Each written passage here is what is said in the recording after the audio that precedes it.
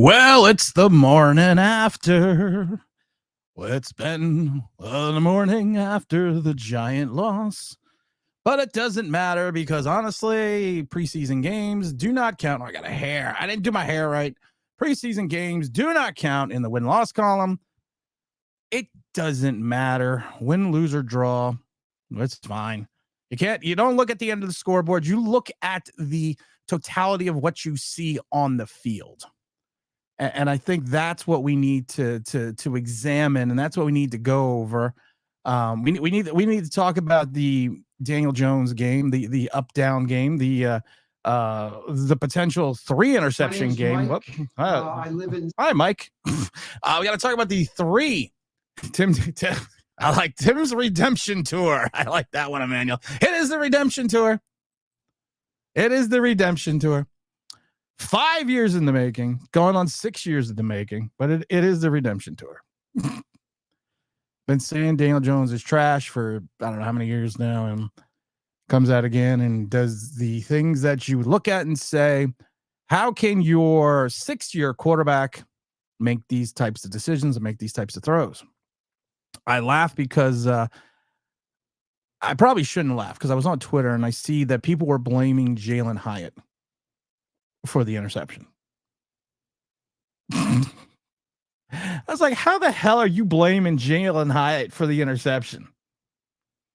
The ball was thrown to the inside. The ball was thrown short. You hit him a little bit more in stride. You hit him in front of him and not throw it to the outside, and maybe you throw it more towards the inside with your ball placement, then you don't have a problem. And then there was the bad interception in the end zone. Then there was the dropped interception. People will talk about how he looked better in the second quarter, but he looked better in the second quarter against the special teamers. I mean, special teamers, second teamers. And I just find that I find that perplexing. We really couldn't generate much of a run game. Devin Singletary, evidently, they're saying I saw another ranking is the 32nd ranked worst starting running back in the league. He was 31st, I think, in Pro Football Focus. I think it was CBS Sports that had him ranked 32nd. There was no motor. There wasn't much from Eric Gray. Tommy DeVito just proved that he is not an NFL starting quarterback. He couldn't even beat the 3rd and 4th teamers of the Texans. He couldn't matriculate the ball down the field. The defense, the defense. The defense, my biggest fear came true yesterday. And I've talked about this on the stream. I've talked about this. I talked about this multitudes of times about Kayvon Thibodeau and Brian Burns. And I see we have our first guest coming in, but I want to talk about this real quick. I talked about this multiple times with the Brian Burns trade, that if there was going to be games, there was going to be moments, there was going to be, I think there's going to be more than not, that you are going to see these two guys disappear.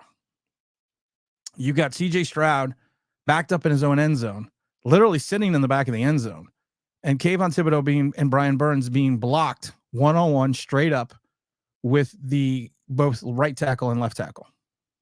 No pressure.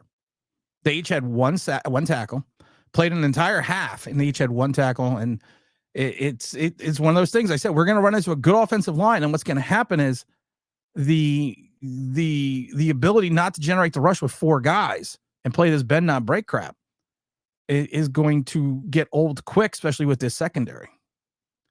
CJ Stroud looked good, and he didn't make the Giants look any better. You could see the difference between the levels of competition between where the Texans are and then where the Giants are. The Giants want to be here. The Texans are here. The Giants are like here.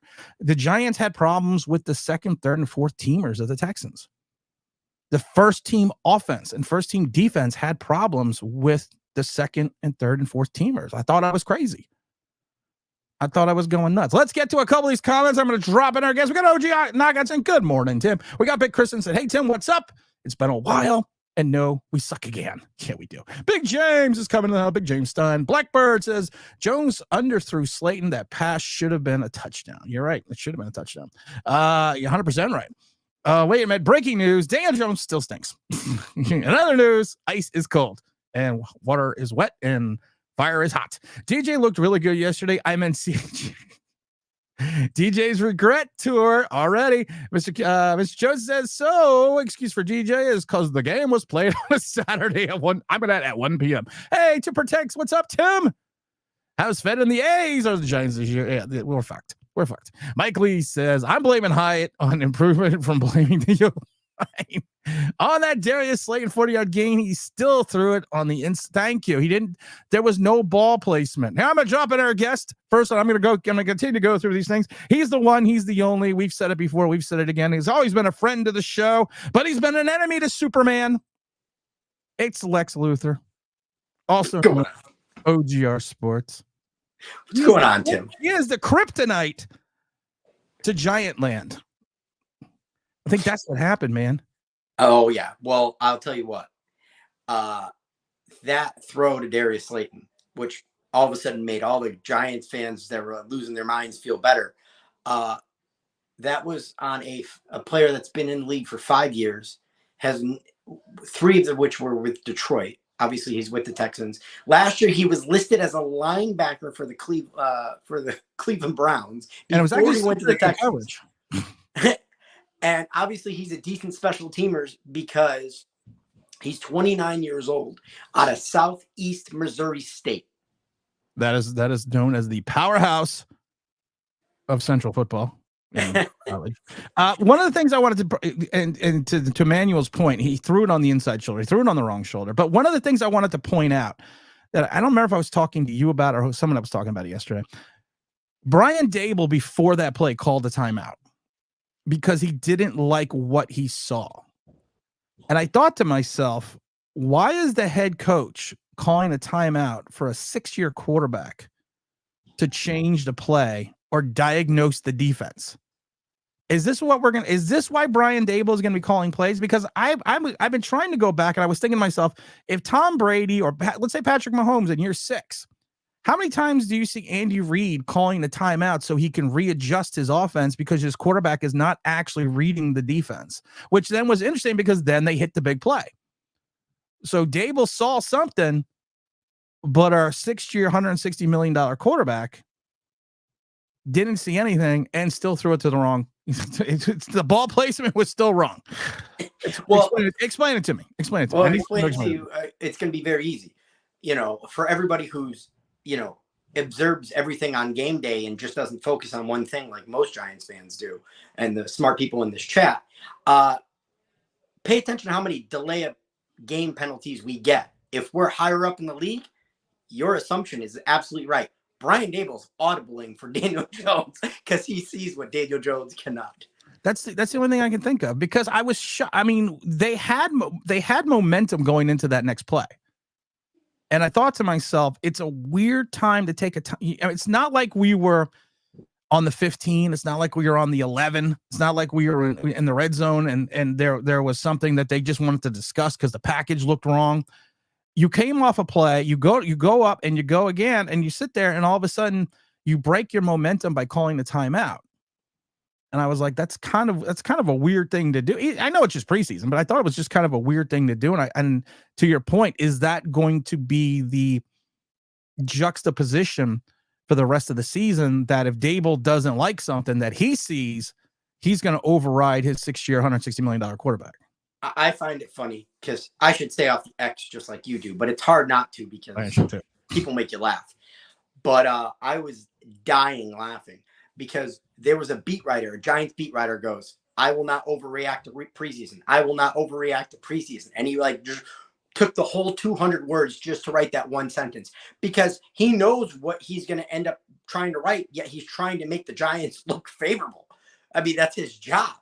He's in honesty. There is no more Dick Young. There's no more Steve Serby. There's no more of these old timers that actually told you probably what you didn't want to hear in the press about your even Lupica at points and times that you didn't want to hear in the press about your team everything more is always now sunshine and roses. But let me get to a couple of these chats. I want to get to a lot of these chats because I also want to get to I want to talk to you about a couple things. Daniel Jones throws the ball to his receivers like it's a hot potato. He throws receivers into danger because he's afraid of the rush and the defense when to read quarterback. And I was about to fucking ask you a question and he left. I don't want to fucking talk to you anyways. Sorry about that, kids. So to OG Knockout's point, one of the things I was concerned about, everyone was like, look at that great catch by Malik Neighbors on the sideline. Look how awesome that was. Yeah, it was a great catch. Oh, absolutely. Extremely bad ball placement by the quarterback that you exposed. That's what she said. Your wide receiver to the point that he had to pirouette and jump into the air and pirouette backwards to get the ball. Now, let's just say you were on a good defensive player and that defensive player decides to take a shot at Neighbors. You left your star wide receiver exposed on the sideline for what, a 14-yard game? I hear you. And not only this, it's very clear that the Giants, they're going to force the ball to Neighbors. And when you have a quarterback that always stares down his first read, and that's been his proponent since he was a rookie in the league, I'm telling you right now, I'm not telling you Malik Neighbors isn't going to be a star. I think he will be. I think he will be too. But we drafted the wrong wide receiver because attitude-wise, Romeo and Dunze would have made way more sense. Because I'm going to tell you right now, you know, when the losses start to rack up, and they will, and he's getting beat up week after week because of bad ball placement, and he's going to have to look like a star. We know he has a tendency to outburst when things aren't going his way. How's that dynamic going to work on the sideline? Because I can see that falling apart. I can see that tearing this team apart. If things don't go his way and we don't get, you know, more wins, because this kid wants to win. He wants to be the best player on the field and he wants the ball. What's going to happen when you're getting beat up because of your quarterback because he can't give you a normal completion? We had a wide receiver once before who wanted to win and wanted the ball, and we gave him a huge contract. And that same year, we traded him because of why his alleged attitude. I fear it's going to see it. And if you would have drafted Romeo and Dunze, which I wouldn't even have fault the Giants for, you know, he would have just he seems like a guy that's going to stick it out, do what he needs to do. He's probably not as good as Neighbors, but I just think dynamic wise, you draft for a player more than just, okay, he's talented. You draft a player because of all their attributes, who they are as a human and the player on the football field. I just think it matches the Giants and what they were looking for. But yeah. Big Don gives out the 5 online Big Blue memberships. James Williams says that I was talking to James about this. The announcers, and I was talking to you about this too, because I always thought, you you reach a pinnacle where you think sometimes you're the crazy one. And when you see certain things and you all of a sudden start questioning, do you start believing what you're seeing your own eyes, seeing it out your own eyes? And I love it because the Texans announcers, if you watched it on NFL Plus, oh my God, they destroyed Daniel Jones and the Giants. The 1 point on that big 44-yard completion, one of the announcers goes, that's probably Daniel Jones's best pass of his career. And I was thinking to myself, that wasn't even a good throw, man. It's like the ball placement was wrong. He should, that should have been a touchdown. But I know he was being facetious.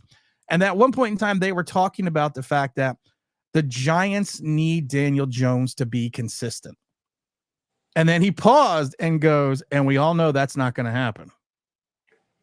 And I'm sitting there, and I think I was talking to you about it. And I said, I feel like a little sense of relief that I'm not the crazy one, because people that are outside of New York see everything that a lot of Giant fans see, but also see things that certain Giant fans don't want to see.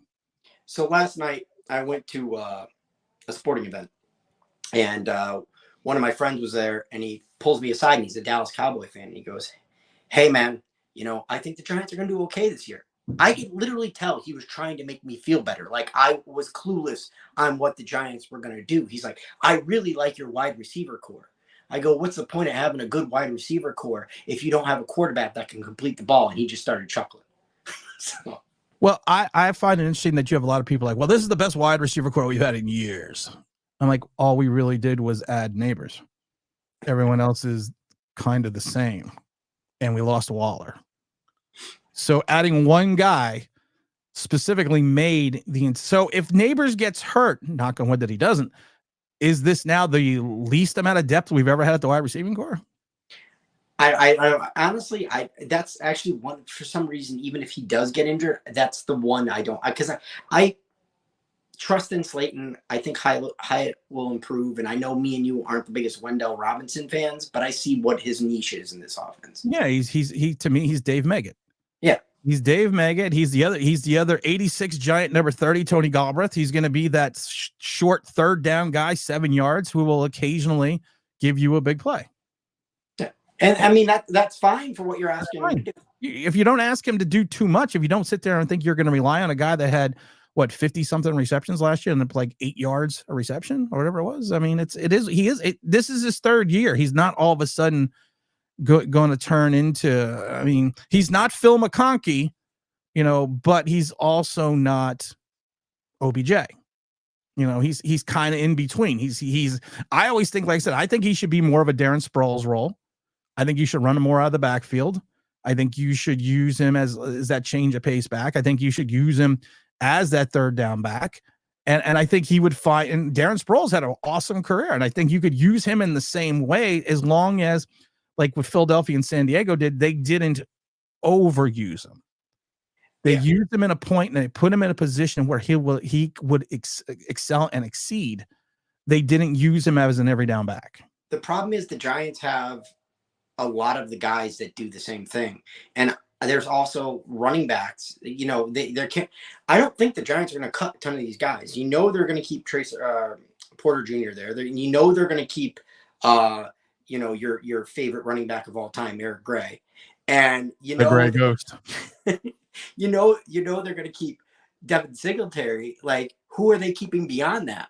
Like, and the thing is, like, what does Eric Gray give you that, well, Robinson wouldn't? Like, that's the thing, that's the thing. And positionally, you could actually add maybe a bruiser back. You could add potentially another wide receiver. But we don't have the cap to do that. But if we did, we could do that. T-Brad says, everyone says yesterday got to see Joe Shane's experiment fail. Blackburn says Neighbors had some good catches. He did. Neighbors look good. OG also said, to be honest, Daniel Jones' preseason start was worse than most of the rookies.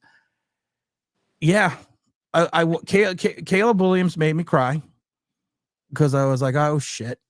I knew we weren't going to get Caleb. Drake May even looked good. Yeah. Okay. Bo Nix looked good last week. Jaden Daniels, had his moments again.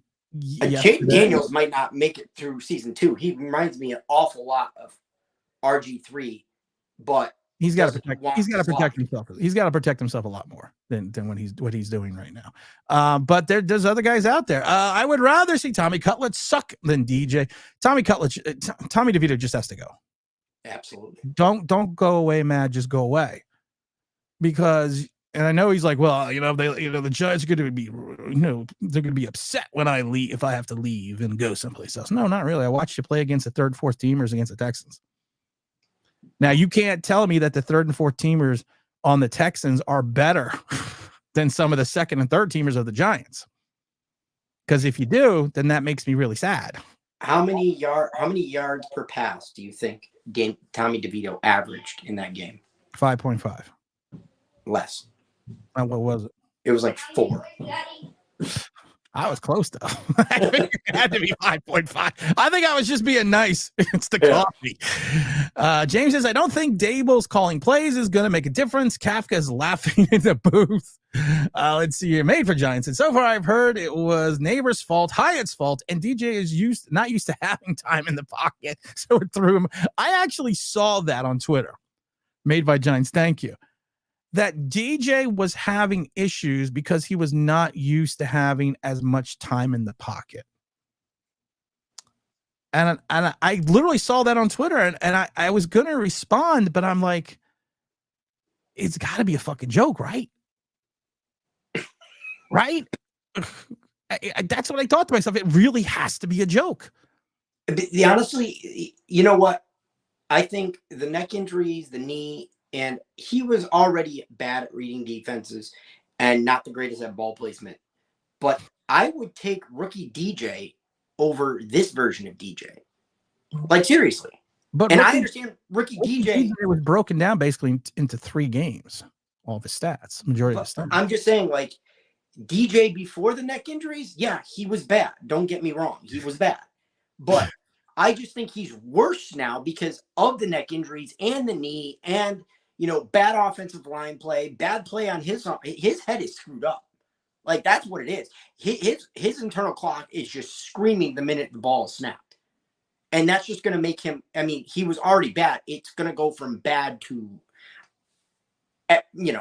he's going to be worse than Danny Cannell. And that's saying something. Well, playoff Danny Cannell or the following season Danny Cannell? Actually, sorry. I meant to say Dave Brown. Okay. Just Dave Brown's career in general. I was like, Danny Cannell did take us to the playoffs. So but then him and Kent Graham just fell off the bus after that. Well, don't forget, Dave Brown took us to the playoffs too. Granted, Dave Brown went 9-6 his first season. Giants missed the playoffs that year.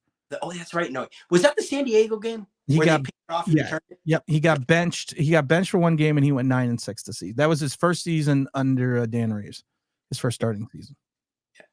Yeah, I always get those seasons mixed up because I remember that was a snowball. Exactly. Blackburn says the O-line gave Danny Jones enough time yesterday. He had plenty of time.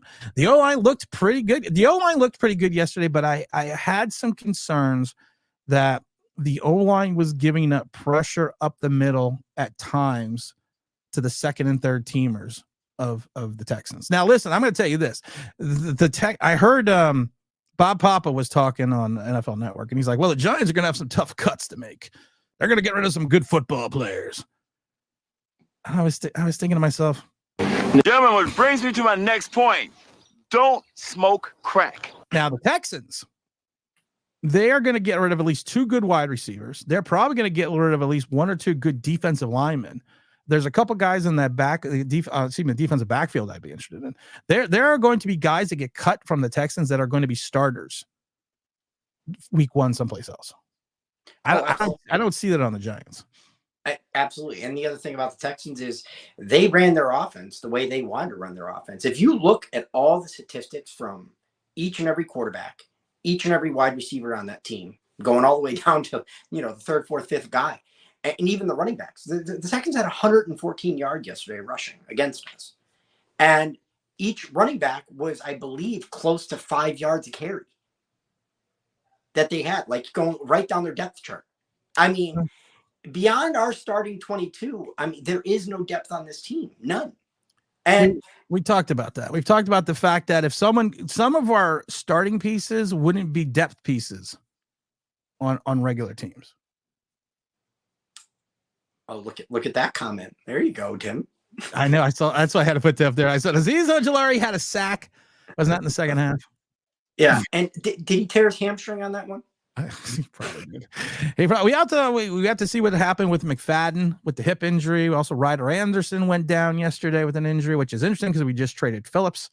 I was actually gonna bring up McFadden because as much as you're not the biggest fan of him because of all the missed tackles, I will say this: what's behind him? Like it's not that I'm not a big fan of him because of all the missed tackles, but what is your job as the middle linebacker? To make the tackles.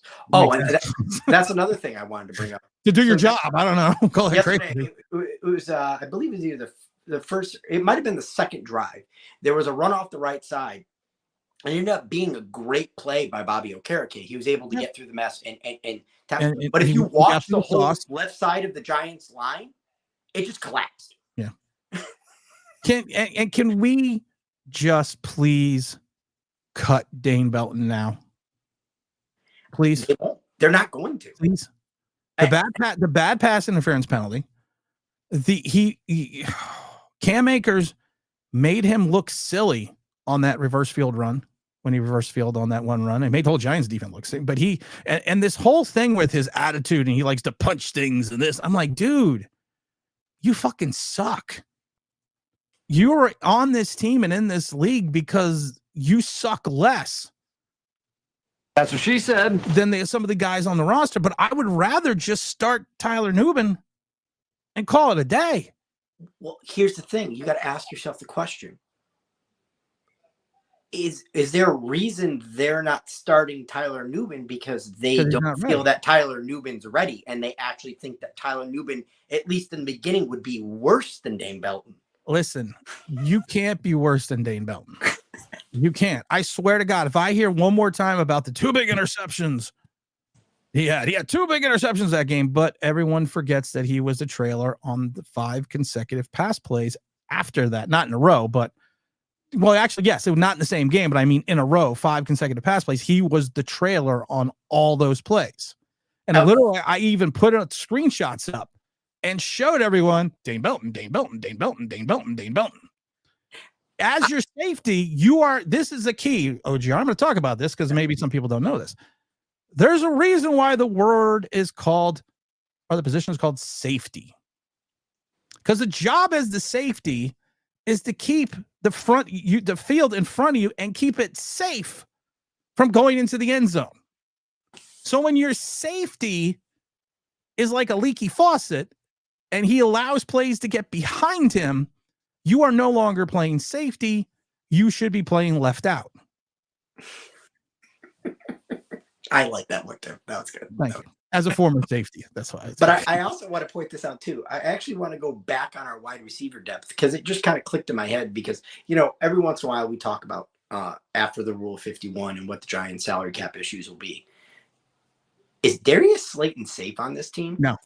Because they're giving Jalen Hyatt every reason to take his spot. Darius Slayton is not safe on this team. I have not updated my cap numbers since the moves. I'm gonna see if I can't pull up my spreadsheet. But I have not updated it since the Phillips trade. I have not updated it since then because I've just been busy and I've had other stuff to do. But hold on. Can I take out Phillips? No, I can't take out Phillips because I don't know who then will go through. So I mean, the Giants before the Phillips, and it's probably going to be a lower number. Me had almost 7 to 8 million in cap space with the Rule of 51. And they were negative 24, depending on who makes the roster, they're negative 24 to 28 million in salary cap space once the Rule of 51 breaks. And this again is not counting the $10 million in operational cap space. So so we'll say just, not conservative, but we'll just say it's $34 million in cap space they need. There's a player, and you just brought him up, who positionally, if this is the deepest, position that we have, that we can get rid of and save money, it's going to be Darius Slayton. But people forget this. Darius Slayton still has a $4.3 million dead cap number on a $7.9 million cap hit. People forget that.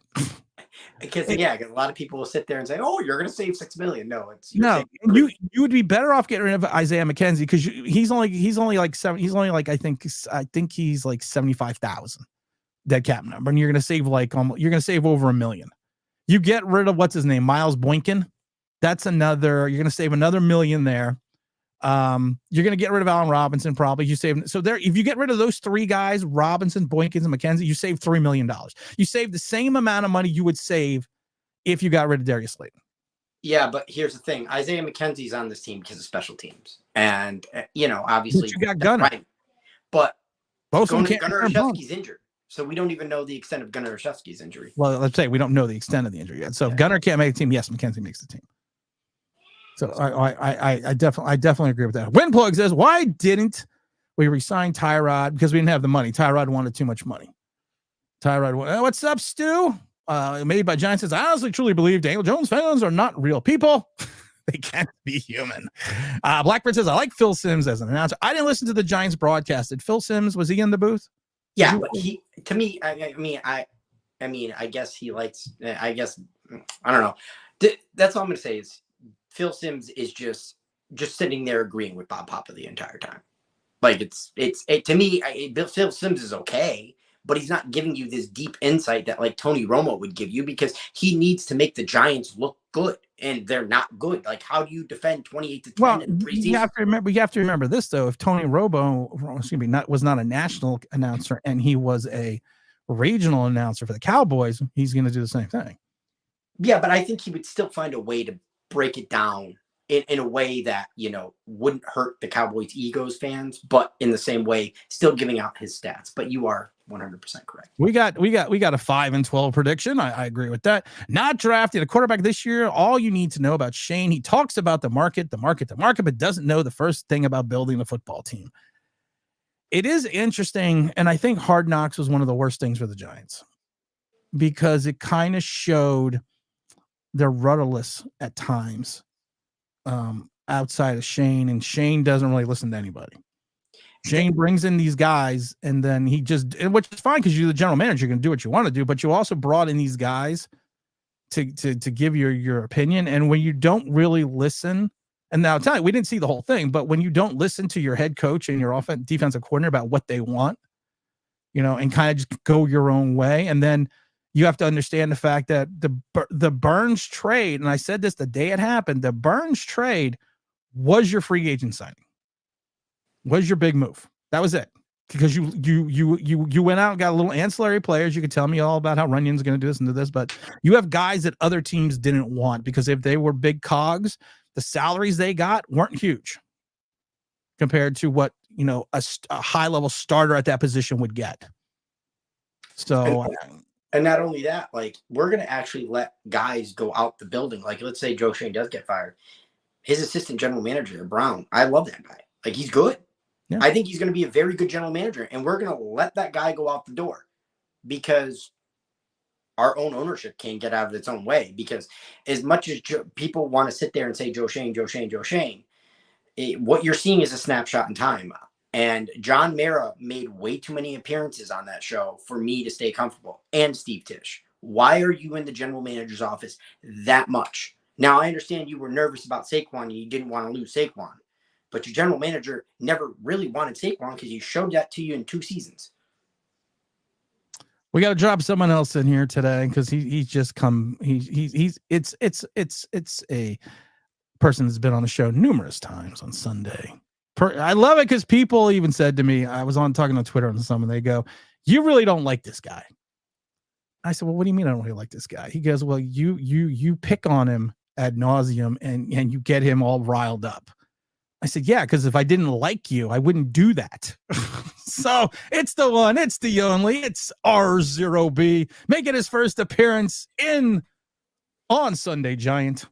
What's up, R0B? What's going on, man? I haven't talked to you in a while. What's up, y'all? What's going on? Just another day living the dream in Giant Land. Hey, man, I tell you what, we're on a high right now, and I'm enjoying it. We're on a high right now because it's preseason and we're 1-1. Listen, I think we're winning week 1.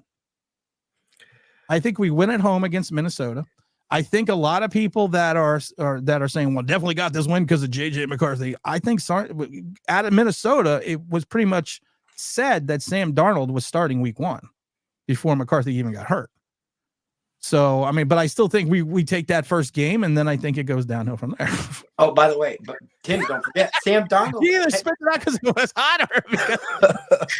Tim, don't forget, Sam Darnold, head-to-head with Daniel Jones is 1-0. Just want to point You're out. right. I was actually going to bring that up next. That was going to be my next point. But, I mean, what was your thought process, Mr. R0B, about yesterday's performance by Daniel Jones? If we call it, wow, man, you don't waste any time. Just get right to the meat and potatoes. I ain't got time today because I got a thing to do at noon, so I got to be out here early today. So I had no time today. I mean, shit, dude.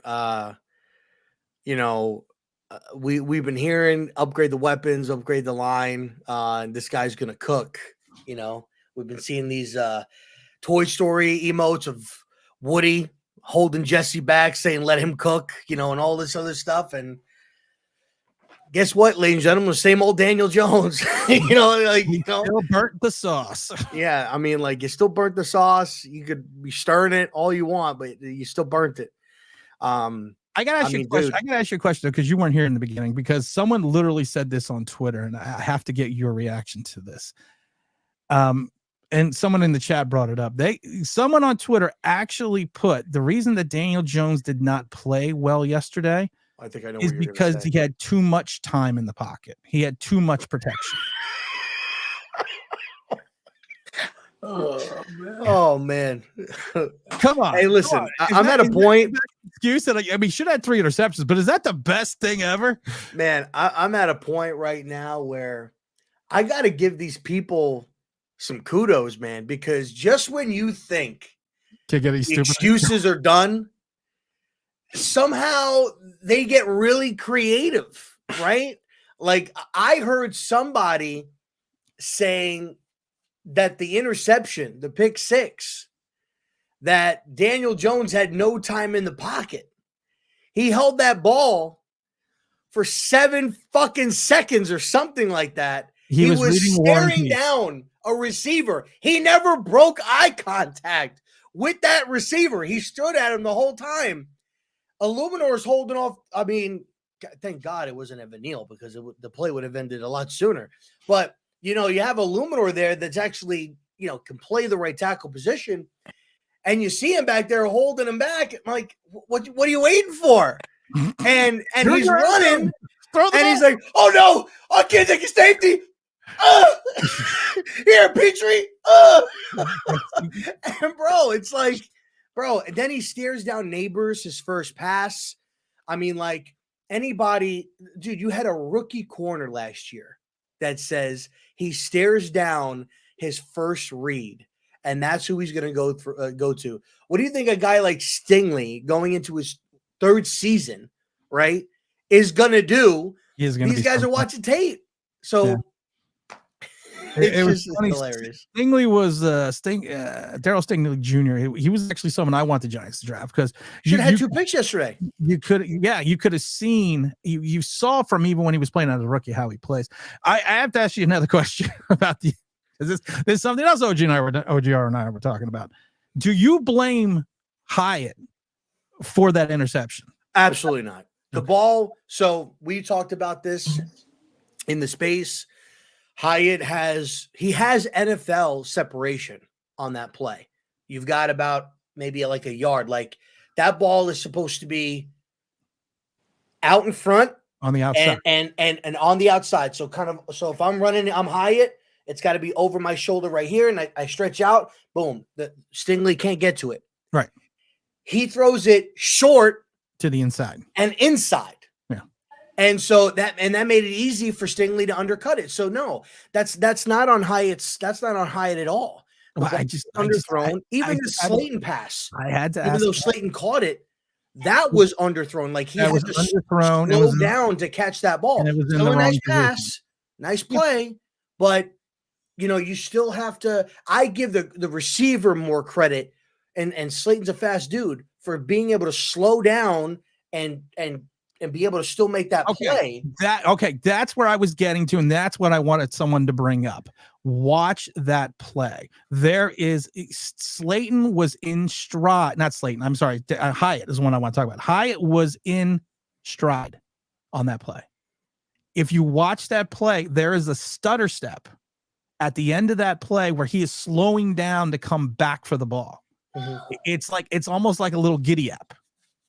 And he realized it was short because he tried to make a last minute adjustment, and Stingley just beat him to it.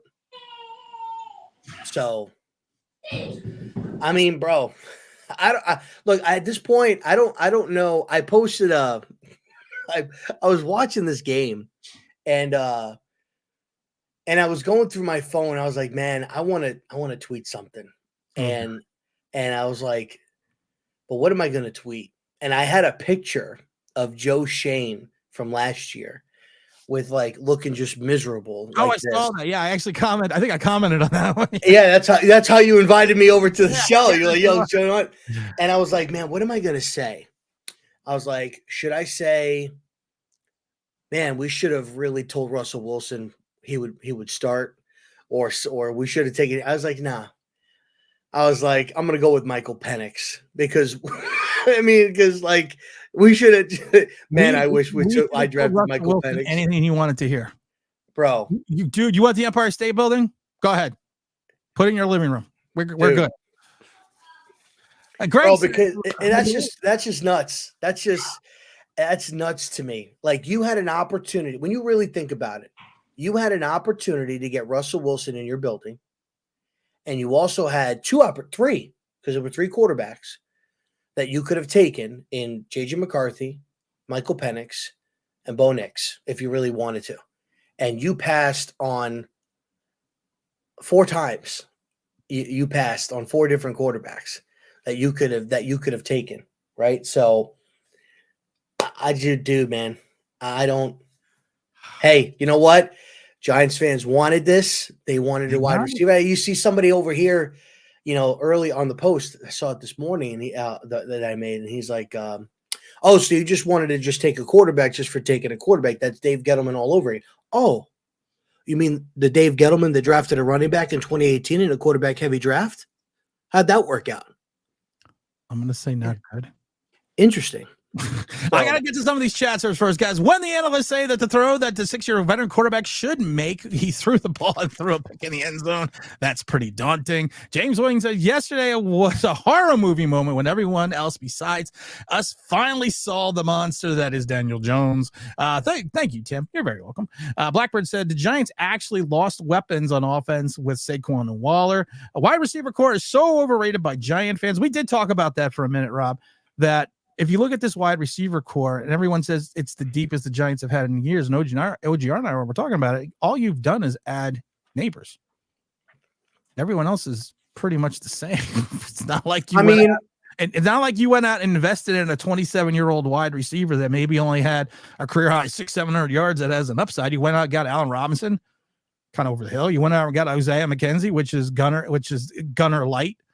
You still have Hodges. You still have Wanda Robinson. The McKenzie thing is scratching because they have Miles Boykin. I think that's his name. Miles Boykin, who's been very serviceable on special teams throughout his career. Made a big play last week, or the last preseason game that we were in. So I understand what people are saying as far as the wide receiving core. I like it. I actually do think it's probably one of the. This is a reach. This is a major reach, but I think this is probably the best wide receiving core since. Okay. OGR, you knew where he was going with that. And he was going to say 2000. I was waiting for him to say 2007. No, not 2007. No, I was going to say, I think this is the best. This could potentially be the best group that we've had since we had like Nix, Cruz, and Manningham. Like, which was I think 2011. 2011, yes. Rob, so I think that has the potential. I think the biggest thing holding these wide receivers back is the quarterback play. So, what you guys say, OG? Well, actually, I just want to go to a point that Rob made earlier. Rob, so when you brought up Michael Penix earlier, if you go back to Hard Knocks, I know the last episode wasn't like the best episode, but if you remember, Joe Shane was laying out how he thought the draft was going to go with Tish and Mara, and he was going through all the guys. And if you notice, the 2 names not in the top 10 at all, wasn't on his board: Michael Penix Jr. and JJ. Yep. And I think he thought right that they could get him in the second round. Quarterback, if the top 3 were off the board.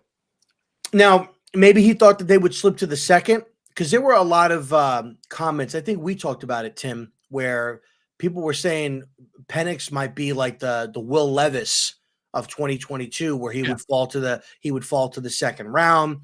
Then you started seeing, I think it was like Daniel Jeremiah or something, like a few days before the draft, was like mocking him to the Raiders at 13. The Raiders liked him. They also liked Jaden. Online Big Blue that said the same thing. Yeah, so it's like I don't know who that sexy handsome guy is. I just don't think, like, if you're a GM and you have to be smart, right? Because you're in that position. Like, you have to go through a plethora of levels in your career to get to that point. You had to have looked at all of the quarterback needy teams in the draft and thought, there's no way that some of these teams are going to pass on a quarterback. Like, the Raiders weren't going to pass on one. The Broncos weren't going to pass on one. Like, the Vikings, you knew the Vikings needed one, and they weren't picking 10, they were picking 11. Shane's ability to misread it's crazy. The marketplace is insane. It's absolutely I still love, there's no one out there that's going to give Saquon Barkley what he wants. There's no team. Eagles again. Hold my beer. I'm gonna sign your star running back. And your Chris Pettit's, I think it's Chris Pettit. Was it Pettit? Is it Pettit? No, not Pettit. Rossetti, is that his name? I think that might be. He was trying to say like, oh yeah. Chris Rossetti. He was trying to say like, there actually may be team, and there's no shot. You're not going to tell me, fucking Brandon Brown sitting there next to him that he's not in his mind thinking, yeah, fucking Howie, dude, Howie, man. Like turn around and look at Joe and be like, yo, Shane, Howie. Howie Roseman. Howie Roseman would pay this motherfucker, man. Come on. You want him to go to the division? Listen, like, you have to love Howie in Philadelphia. You can hate him, but this guy, if the Eagles are bad one year, they're good the next. He understands the salary cap. I'm honestly think that he listens to this channel because, you know, I think he's stealing a lot of my cap knowledge, but he knows how to make this cap work. And he understands. And that's why people, I die when people are like, well, all he does is front load contracts. Well, yeah, because the reason why is because then he can extend the money out in year 2 and 3, pay the guy, you know, bonus money up front, and then not have to worry about having this. Jalen Hurts is going to make less money than Daniel Jones this year, next year. I think this year isn't Hurts only making like $13 million. He's only making like $13 million this year. Yes, it's like 13. And last year he was still on his rookie deal. Still on his rookie deal. I think this year it's 13, and then I think next year it's like 21. Get this. It's 13, 21, 31. He doesn't make 41 million. Bro, that's disgusting, dude. That's nasty business. He doesn't make 41 million to 2027. Ask me how much of that 41 million is guaranteed. Maybe half or less. 0. Yo, dude. Like, and I want to know how Howie Roseman gets these guys to agree to this. Like, it's crazy to me because every other team out there is sitting there, you know, backloading their quarterbacks' contracts. Every other team, bro. You got Cleveland guaranteeing $140 million to players just to go down there, bro. I think it just has to do with the area. It's Philadelphia. The fans are passionate fans. It's a good area to go to, and you know, I think, you know, players. Look, C.J. Gardner-Johnson, who was there, talked shit about them when he left, and then went back and signed a 3-year deal for less than what he was looking for when he was leaving there, and he wanted a contract. So, do you know how he does it? I'm gonna tell you right now. It's actually really simple. He gives all the bonus money up front. The dead cap number for Jalen in 2024 and 2025, the dead cap number is 120 million and 107 million. That's crazy. And he has a no trade clause. And I loved it because Jalen came out and says, listen, if I'm signing this contract, I want a no trade clause. And that was a stickler. And Howie was like, okay, why? Because I have $120 million and $107 million dead cap number if I get rid of you. So you want a no trade clause? Yeah, sure, dude. I'll give you probably one. And he also probably learned from the Carson Wentz situation as well.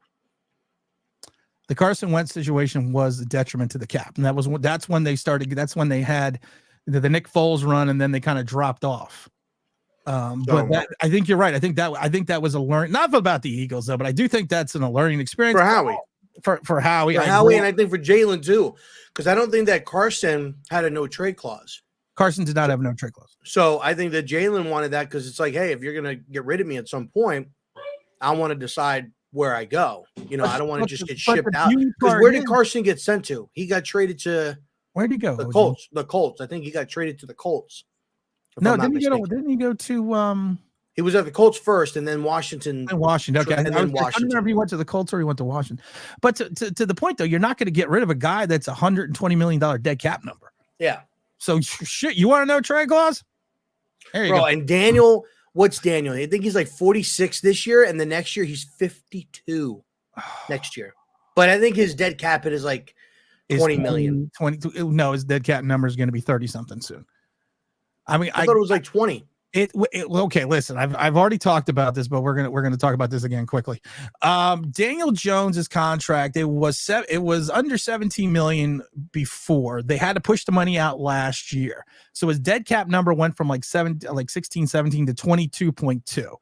He's still 16.6% of the cap that year as well. What's going to happen is you are still in the net. You are still anywhere between negative 25 to 28 million when the Rule 51 breaks. When you add in that $10 million of operational cap space, you're going to be anywhere between negative 35 and 38 million when camp breaks. So what you're going to have to do is you're going to have to move on from some deals.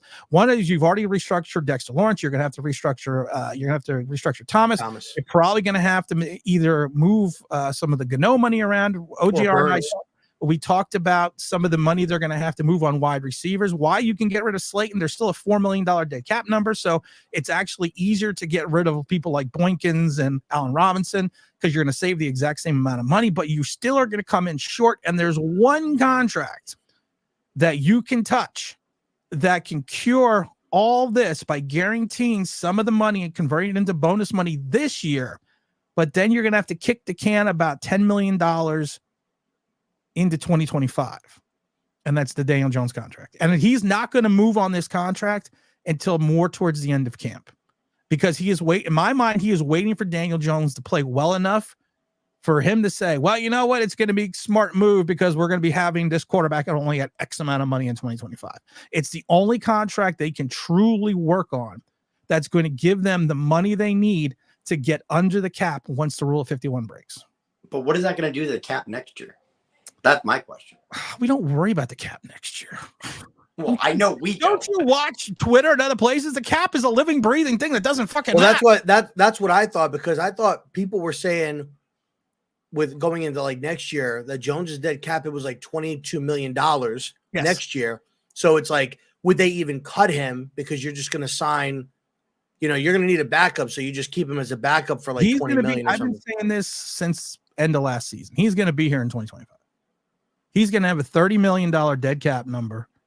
Even if he puts up a stinker this year, they are not going to be able to take almost 16% of their cap and put it in the dead cap number space without getting some type of player to go with it.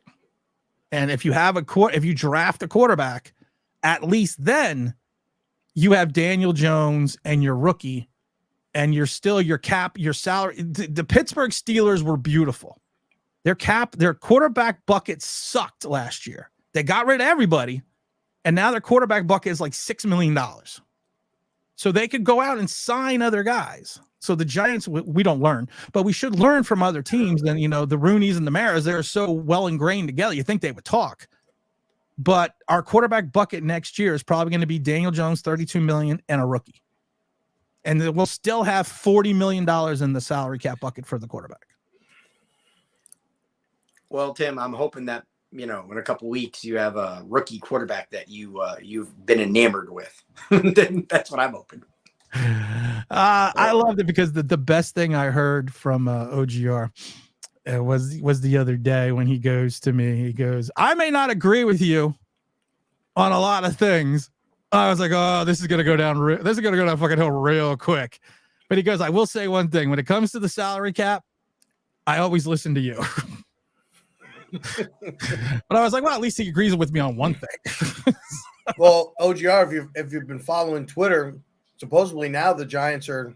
I found it hilarious that during that game, you had like PFF, FanDuel, all posting pictures of the Giants picking number one, like taking like Shedeur Sanders or something like that. Like, bro, they were getting clowned, bro. And to me, you had in like, what was it, episode 3, where Joe Shane is prepping for, his media or whatever, and he's talking with the guy, and the guy's bringing up like Twitter perception. That these people are fucking seeing like you getting clowned, dude.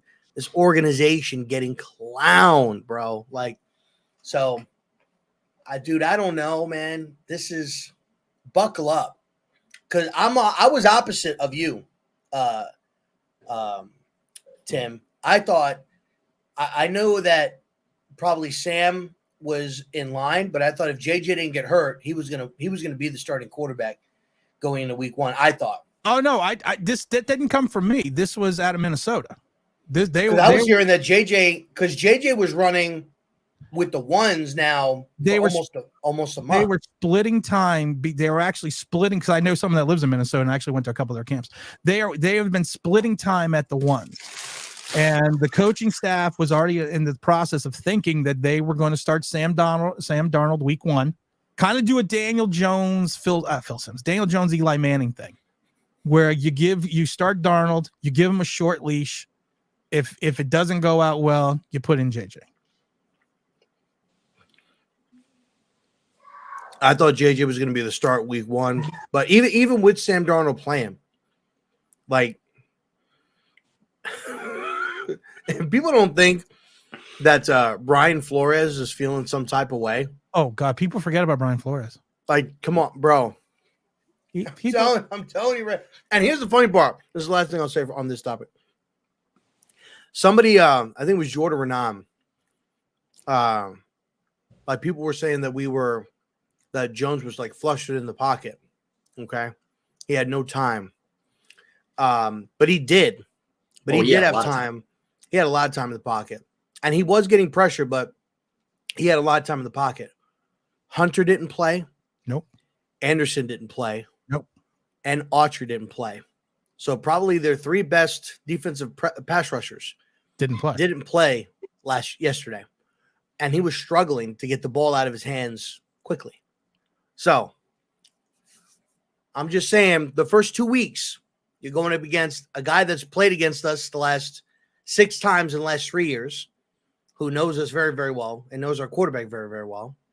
And you got Brian Flores that was clowned by this organization, and he's probably going to feel some type of way.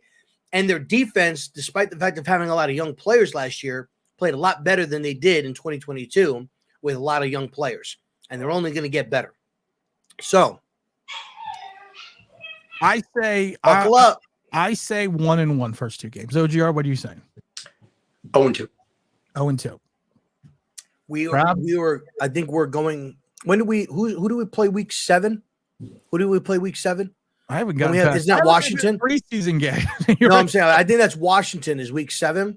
I think so. we're gonna be going into that game either 0-6 or 1-6 or 0-7 going into that game. I give the Giants the win at home opening day, wearing the Montreal Canadian jerseys, and I see us 1-0. I actually fear Sam Darnold more than I did JJ McCarthy coming to this game, because I mean, for all the crap that I give Shane Bowen, he is still an astute enough defensive coordinator to understand how to confuse a rookie. So I mean, I give him. Now will our secondary hold up if we have the type of rush we got yesterday from Burns and Thibodeau? No, but I do think we got enough at least to beat the Vikings. Yeah. After that, to Rob's point, I think it gets really kludgy. What do you do with Justin Jefferson? Were you guys super pleased with the rush yesterday? No, because I like there were moments, but like you got your starting big 3 out there, and this is a offensive front that you dominated 2 years ago with lesser talent. And it's like Thibodeau was kind of getting stood up at times. Burns, Darrisaw seemed to have Burns on lock. We had OGR and I talked about this at the beginning. This is something I've talked about ad nauseum now with the Burns trade, that I was always concerned that it was going to be a reach and point in time. There's going to be a pinnacle where both Thibodeau and Burns disappear. And not disappear for plays, but disappear for games, because that is their propensity over their careers. There was a play in the end zone with CJ Stroud standing in the back of the end zone. Burns and Thibodeau got held up respectively by the left tackle and the right tackle. It's like these are the 2 big guys. You got a second-year quarterback pinned into the back of his end zone. I was hoping he was going to step on the line, and he still, I believe, completed like a 23-yard pass. You got to be able to. It even seemed like Dexter wasn't getting like his usual penetration yesterday too. It didn't, like, maybe, and I was in and out because I was working during the game, but it didn't even seem like Dexter was his normal, like, havoc wreaking type of self in yesterday's game. No, I agree with that. Although he did have that clutch batted pass, so. Yes. I do have to ask this question, though, because I got to get out of here in a couple minutes. But I got to ask this question. James Williams wants to ask OGR, who was a better athlete in college, DJ or Forrest Gump? By the numbers, Forrest Gump. I heard this one the other day. Oh, James and I literally had a 2-hour conversation yesterday. This is how full our lives are at times, about how Forrest Gump had a better college career than Daniel Jones, that he was a 2-time All-American at Alabama. He played for Alabama for 5 straight years. And in his last season at Alabama, per the chronological order, that was the national championship year, which is why they went to the White House. So not only was Forrest Gump a 2-time All-American, but he was also a national champion. And he played it out. James didn't remember that he played at Alabama. And a kick return specialist at that. And a kick return specialist. And he was a fast white boy, didn't trip over his own feet. 88 watching, not enough likes. There's actually 182 people right now watching between Twitter and whatever it's called. And there's 100 people, 97 now back on YouTube. So, but thank you there. Yeah, I keep saying, hit the fucking like button. Says everyone, folks, hit the like button, hit the like button. James Williams case, cutting Slayton would be another Giants mistake by Joe Shane. Does anyone think that, do you guys think that cutting Slayton would be a mistake? They need to trade him immediately. Yeah, I was going to say, I would go with the trade with Slayton. No, definitely got to trade. If they cut him, it'd be a huge mistake. And I mean, imagine Darius Slayton on someone like the Kansas City Chiefs. Kansas City Chiefs may be looking for a wide receiver too.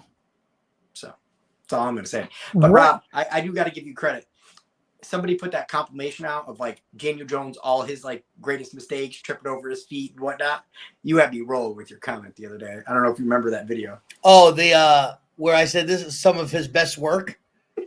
Yes. Yeah, somebody put a video complication out of him like just throwing nothing but interceptions and all this other stuff. I said, because I was in a space and there was a guy, I'm not going to say his name, but we were talking and I said our quarterback.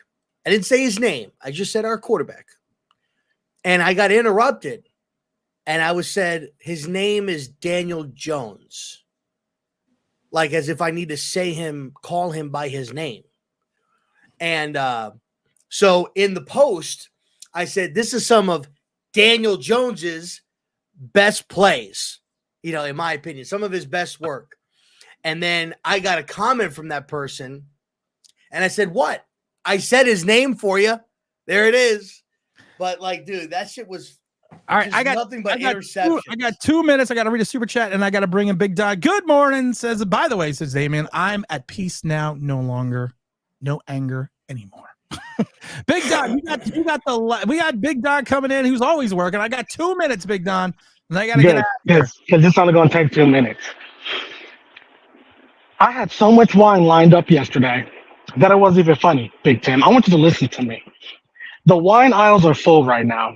And I'm in cowboy territory. You know what that tells me? They're not drinking right now, which means they're not, worried. I don't like that. There's one. Look at this, Tim. It's full. They're not worried. I'm pretty sure in New York City, New Jersey, the whole area, the wine's gone. I would be making bank right now because mofos are going to be drinking so much because watching DJ throw 3, well, it was 2, but it should have been 3 picks, and they're all his fault. People talking about some, there was pressure. I watched it. Mofo had 5 yards. He could have did Dan Orlovsky and ran out the end zone if he wanted to. That's how much time he had. And he was like, you know what? Somebody's over there. I'm just going to throw the ball. Bruh, you've been in the league for 6 years and you're still doing crap you were doing your rookie year. Your rookie year. But it's cool. We're only paying him $40 million. That's a bargain. That's a bargain, Tim. Don, $40 million is a bargain for a below-average quarterback. 46. Oh, my bad. My bad. 40. My bad. 46. I just want to make sure you knew the exact number. We're gonna make sure we have the right information. We know. Listen, everyone that's in the chat. I do apologize. I do have to leave early today. I will be back on Sunday night. I don't know what time yet, but I will come back on Sunday night because I want to make sure I got a lot of great comments, and I've actually been taking screenshots. I'm going to answer a lot of these comments Sunday night. We got a family event to go to in the next. You mean tonight? You mean? Yeah. Fuck you. Yeah. Oh yeah, Tim. One last thing before I forget. You welcome you filthy animals for those memberships. Just want to throw that out there. Oh, we gave you the big props for that because the big. Oh no, not you. Not you, Tim. You always show love. I'm talking about the filthy animals that take advantage of me. I want to make sure people are showing love to the Big Don because if you don't, You're on my shit list. Big Don is not only a friend of the channel, but he is a friend. So we always want to make sure we give out the love to Big Don. I am going to go on. So I don't know what OGR and Rob, what you're doing later this evening, but I'm thinking about coming back on maybe around like 7:00. Just so we can get everyone in. So, but I do have to check out early, guys. I do apologize. We got 192 people between Twitter and whatever the hell that thing is called over there, the YouTube. So make sure you hit the like button on the YouTube. We'll be back tonight, but I do have to cut this out. And as always, this is Tim this year, Johnny Straight Top, powered by my Big Blue LC. We got the OGR, we got the Big Don, and we got R0B. We'll see ya Sunday night. Do the monkey with me. There we go. Peace.